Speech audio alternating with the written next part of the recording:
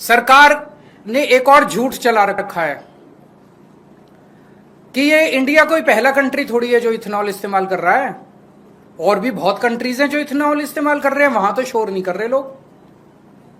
ये आधा सच है। बाकी कंट्रीज में जो इथेनॉल इस्तेमाल हो रहा है वो E10 से कम हो रहा है। जो मैंने कहा ना, नॉर्मल गाड़ियां भी E10 तक तो इस्तेमाल कर लेती हैं, उससे ज्यादा नहीं कर पाती।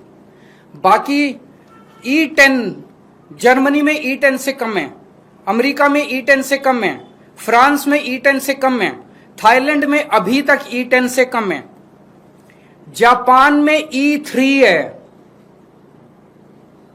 E10 का टारगेट जापान ने 2040 का टारगेट जापान ने रखा, आज से 16 साल बाद E20 के लिए। 16 साल जापान लेगा E20 में जाने के लिए। थाईलैंड ने 2008 में E20 ट्रायल बेसिस पे, पायलट बेसिस पे कुछ पेट्रोल पंप पे ट्राई किया था। आज 2026 हो गया, 18 साल हो गए, अभी तक वहां पे केवल दोनों ऑप्शंस हैं, या तो E20 ले लो या E10 ले लो। 18 साल हो गए, 18 साल का फेज आउट पीरियड है। ब्राजील पूरी दुनिया में अकेला देश है जहां पे E100 है, जीरो पेट्रोल पूरा के पूरे। वो फ्लेक्सी फ्यूल कार्स बोलते हैं, फ्लेक्सी फ्यूल व्हीकल्स बोलते हैं उनको। ब्राजील ने कितने साल लिए?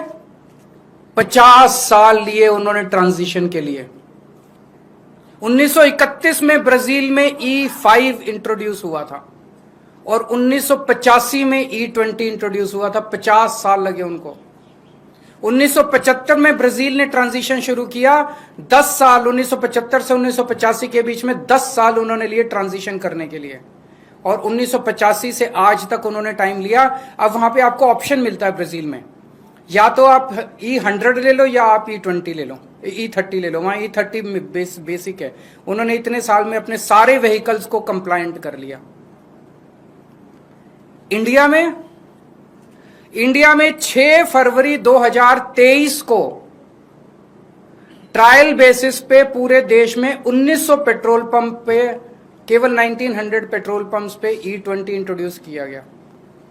और मात्र 3 साल के बाद 1 अप्रैल 2026 को पूरे देश के 90,000 पेट्रोल पंप्स के ऊपर E20 थोप दिया गया, जबरदस्ती कर दिया गया।